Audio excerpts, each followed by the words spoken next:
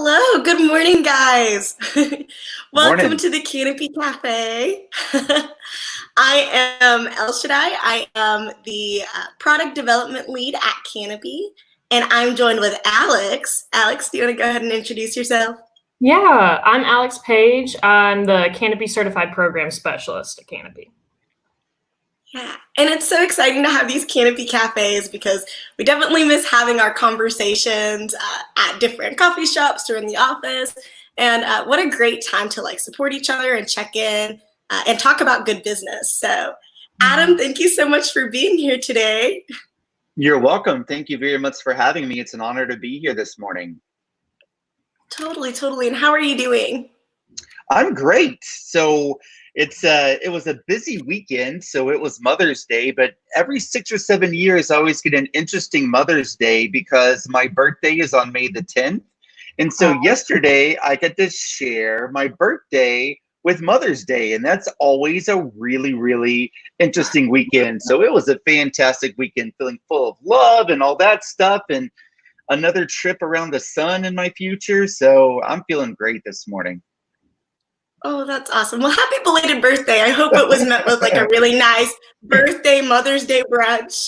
That's really cool. Yeah, it's so interesting when it happens because on that day, I feel like I want my wife and my mom and all those guys to have the focus and not worry about me because it's just another year, but then they feel the same kind of way. So it's one of those things. It's kind of like, how do you juggle all that? But it was really, really good. Lots of good family time and all that. So very blessed.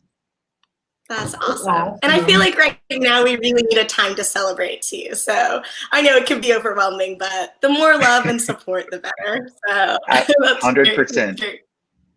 Yeah. So tell us a little more about, oh yeah, Alex, you go ahead. You're good. No, it's okay. We were going to ask the same question. So we wanted to talk a little bit more about Villepreneurs. We know that you are the leader, CEO, president, one of those things. Founder, something like that. Yeah. So Villepreneurs was an idea that was originally born in December of 2019. And so just for a little bit of background, I've been an entrepreneur for about 23 years, and I've done about everything you can imagine. I've made a little money, I've lost money, I've gone bankrupt, I've built, sold, acquired, a lot of lessons during that time.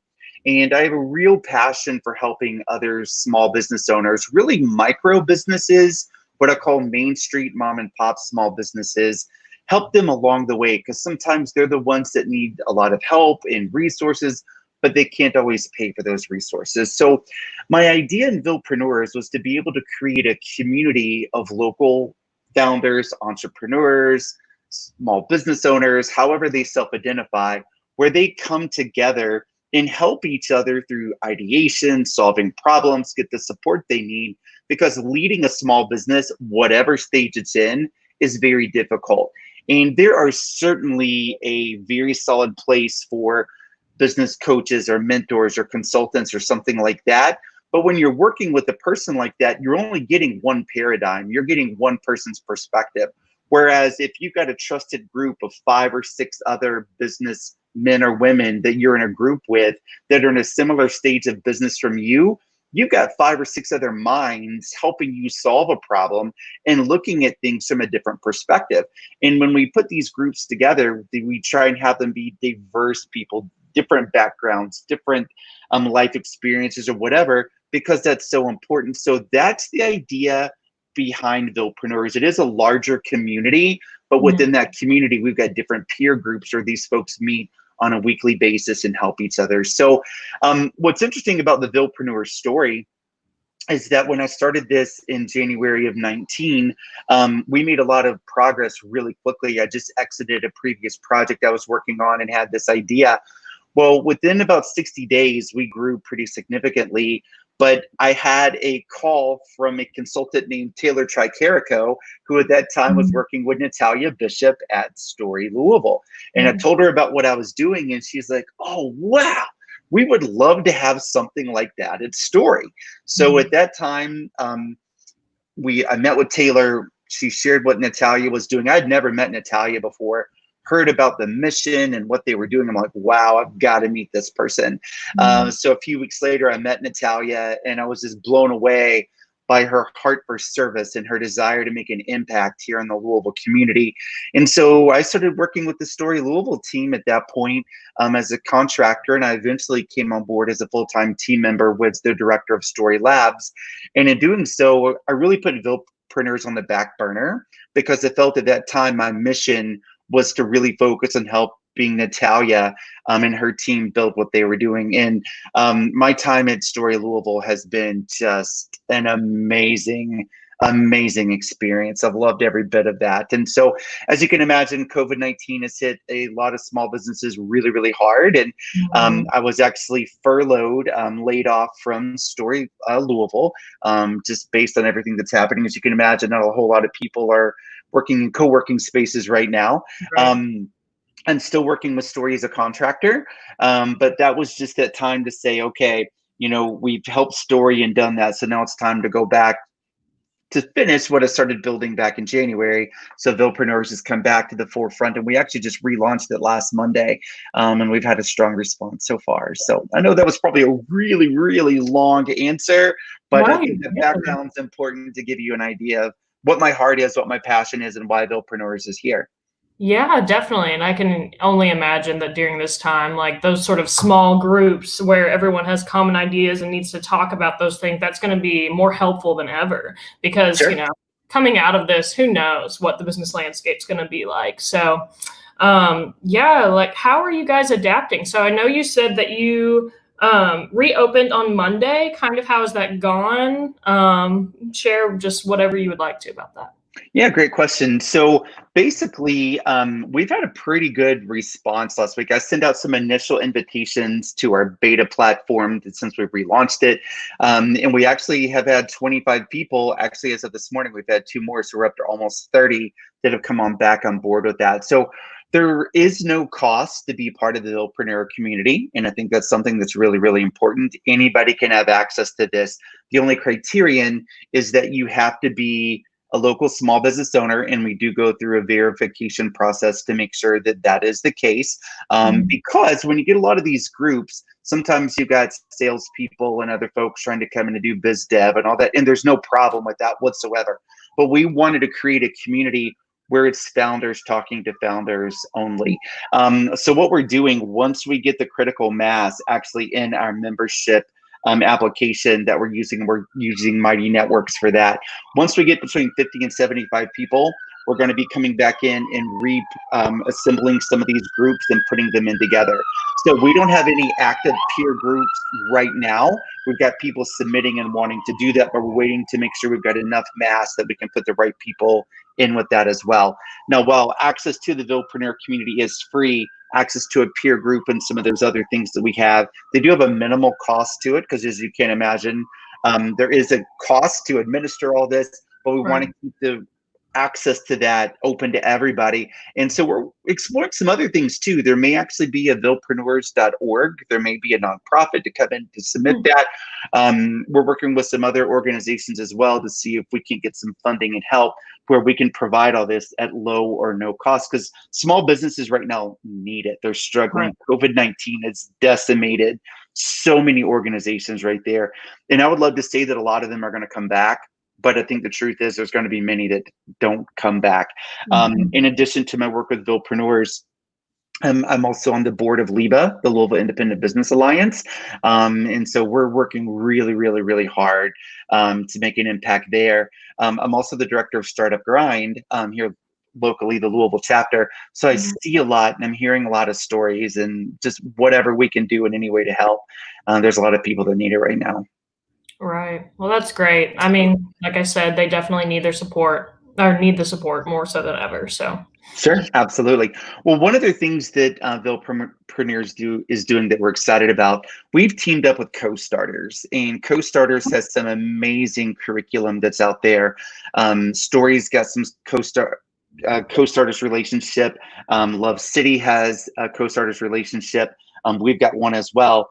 And they provide so much programming just from a workshop perspective to help business owners out there to come in and ideate in those groups and stuff like that.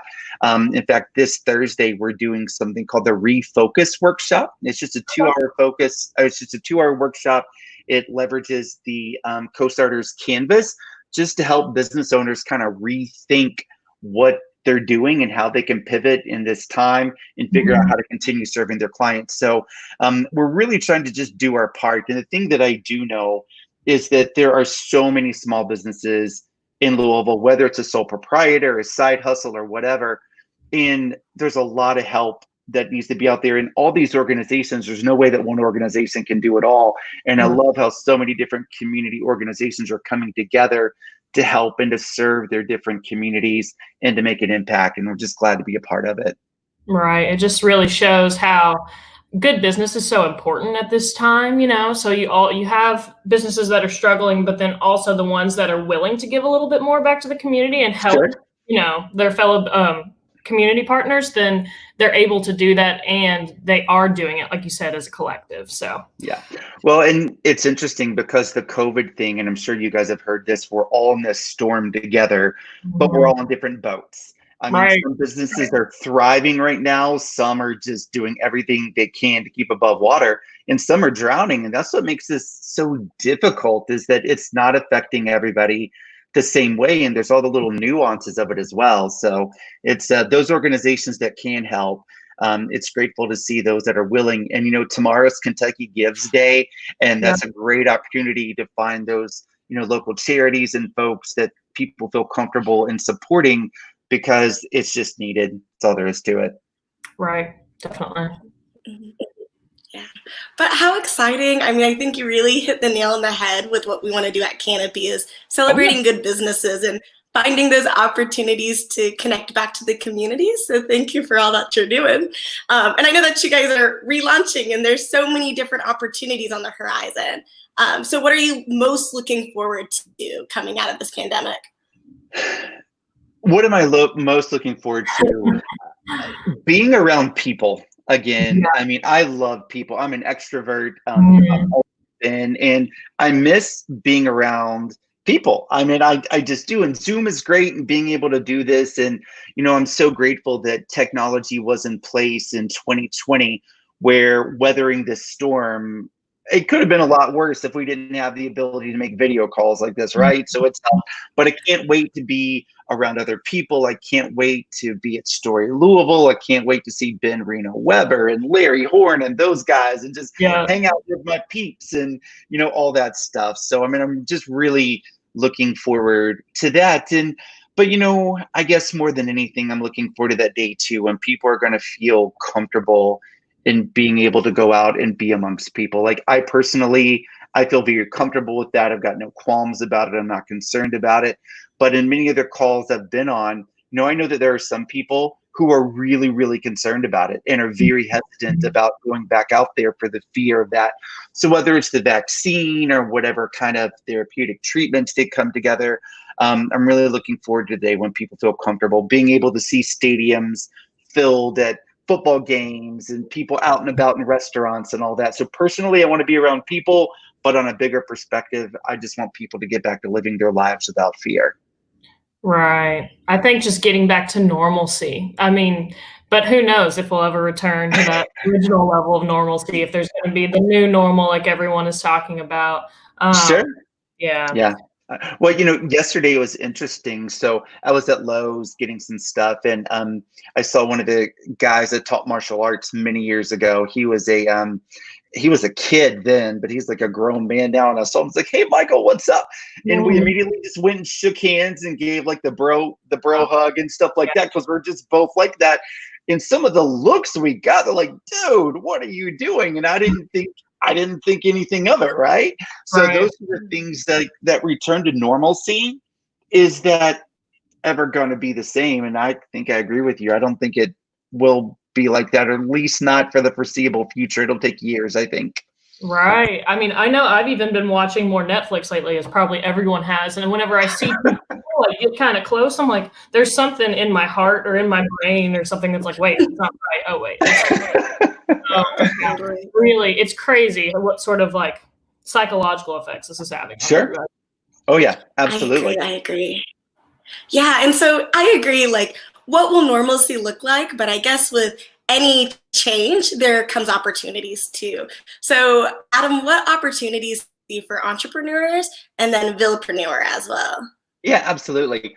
So I think that one of the biggest opportunities that is happening right now, people put so much faith and trust in, the government or their jobs or employers or whatever.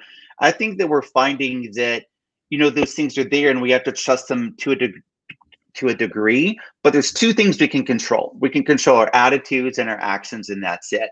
And how this all rolls up to entrepreneurs, I think that there's probably a whole bunch of people right now that have been laid off, that are furloughed or whatever, that have always just chosen the path of saying, hey, you know what? My only option is to go work for somebody else. I need to have a job and that's it. But I think some people now are going to be looking at that a little bit differently and saying, hey, rather than relying on this company to just give me a paycheck, I've got this skill. I know how to do this thing. I'm passionate about this. Maybe now is my time to start a side hustle, or since I'm not really employed right now, let's see if we can give this thing a go. So I think that the opportunity for more small businesses to come up and rise is going to be really significant. And I think organizations like LIBA, Louisville Forward, Story Louisville, Villepreneurs, many other organizations like that, they're going to be a big contributing factor out there to teach and to train up and to teach these people how to create these kinds of businesses and structures, and take that talent and skill or idea and be able to take that and help it grow and scale. And if it doesn't, that's okay too, but just to teach them that process. So I'm really, really excited about the prospect of that. And right now, when you look at the American economy, about 54% of all businesses are small businesses, which technically is 500 employees or less. And a 500 employee business, that's huge to me. But I think that the opportunity is this: more and more people, I think, are looking to buy local. They see the impact that that has. And so I think if we can help spawn and create a lot more local businesses here, it's going to have such a huge impact in the local economy. So I'm not originally from Louisville, Kentucky. I'm from Greenville, South Carolina. But I've been here in Louisville now for about 25 years. And it's an interesting story. How I got here. Maybe we can talk about that. But my mission at Villepreneurs is to help make Louisville a beautiful place to live and to work. This city has so much to offer, and there's so much we can do. And I think the foundation of that is the small businesses, because like at the end of the day, I love my Starbucks coffee, right? Who doesn't? But I really love going to Heine Brothers, because when I know I do that, I'm going to get a delicious cup of coffee, but I'm making an impact on a local coffee, right? Or whether something like going to Biscuit Belly. Oh my goodness, I miss Biscuit Belly. I went there all the time when I was at Story. So those kind of things are where we know those dollars, rather than going to some big corporate, they're funneling back into. And so I think that is a huge opportunity that we have through this, and a lot of good can come through if we can provide the help and support for these folks that are interested in growing their business further or starting something brand new. Again, that was a really long answer. I'm sorry. No, it's a great answer. No, you're fine. You're fine. I actually think we're all Louisville transplants too, so that's kind of funny. I'm from Kentucky. Yeah. And then Alex is from Maine. Gotcha. Yeah. Everything that you just said, and I think also because we have all gone through this, now we're going to see that we need to have certain safeguards up. So if something like this happens again, so everyone's talking about a second or third wave, and it'll just be really interesting to see, our business is going to be able to be a little bit more impervious whenever this happens again. So I think it's a good growing experience if you want to put a positive spin on it. And like you said, there's so much opportunity out there now for local businesses to really thrive, because those are the ones that people and consumers are willing to support more than the bigger corporations that maybe aren't treating their employees well or anything like that. So definitely. So Adam, I'm curious, we're at Canopy, we're all about good business, and I just want to see what your definition of good business is. Oh, wow. That's a great question. So everything I do I try to do in business and in life is basically treating other people the way that I want to be treated. And that's being treated with integrity, transparency, and telling the truth. And I think if we can do those things, a lot of good is going to happen. And I've got no issue with profitability. Organizations have to sustain a profit, but they can do that in a way that makes sense and is done in a fair way. It just really upsets me when I see people not being treated fairly or businesses taking advantage of people, or quite frankly, putting profits before people. Again, that's a delicate balance, right? You've got to have both. Businesses have to be profitable, but you can do that in a way that truly takes care of other people. So that's how I would sum it up.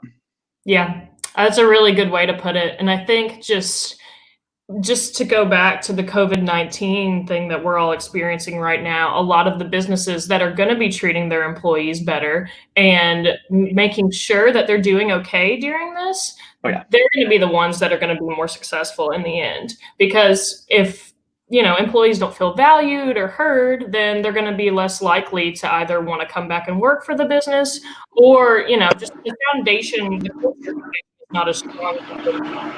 So I think everything that you just touched on really does play into the idea of good business. Yeah. Well, what's going to be interesting too is that, and I think that this is an unintended consequence, how for the people that were furloughed or laid off or whatever, they got the Kentucky unemployment, but then they got the state unemployment on top of that, right? So some folks, they're getting all that extra money and don't necessarily want to go back until they get forced back. So I think that's a great also kind of indicator of even what you said, because if you can create a business environment where your people love to work there, like they love that environment, they're going to want to come back. And just, a big shout out to Natalia Bishop. As an adult, I think I've worked for a person 3 times. Like Natalia, when I worked for her, it was only the 3rd time as an adult I've been an employee.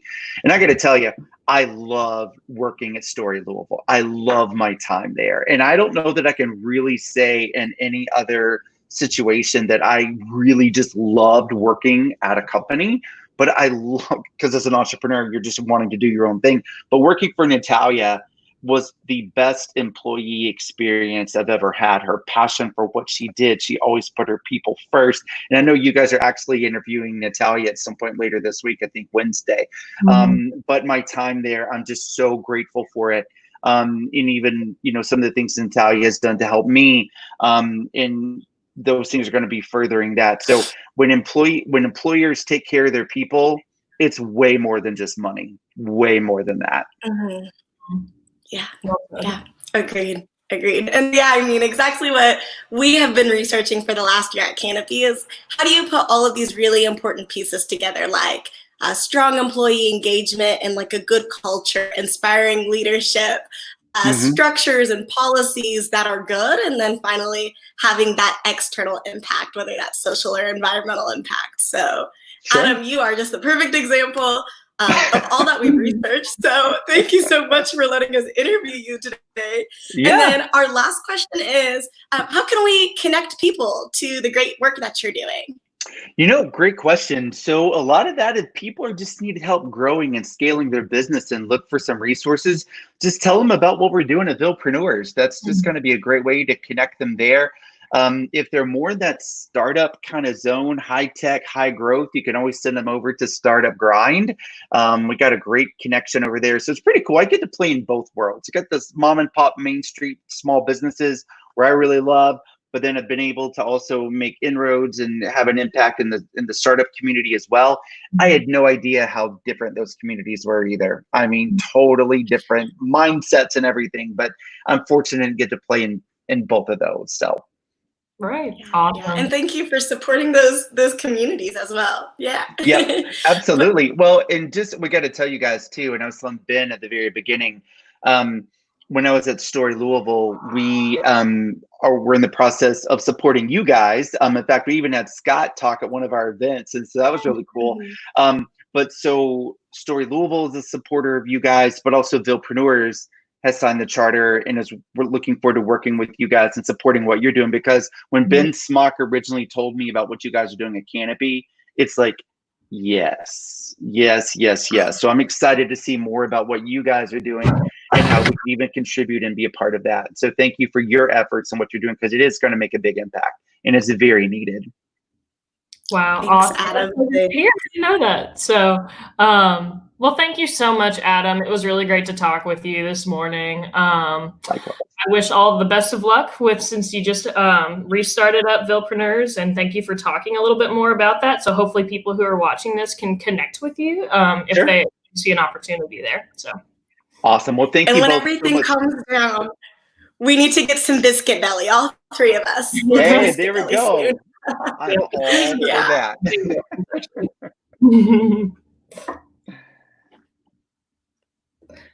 Well, thanks guys for joining our Canopy Cafe this morning. Like Adam said, we have the Charter for Good Business, which is live online. And what a great way to show your support of these good businesses that are supporting our communities and our environment, and really the type of businesses that are thriving during COVID-19. And so Alex, yeah, so you're able to access the charter if you go to our website at canopyky.org. And another thing that Adam mentioned earlier is tomorrow is Kentucky Gives Day.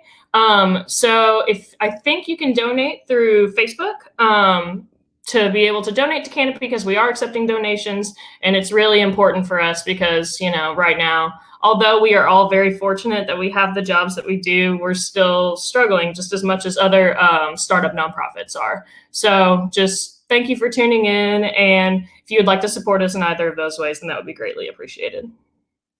Yeah. Thanks so much, guys.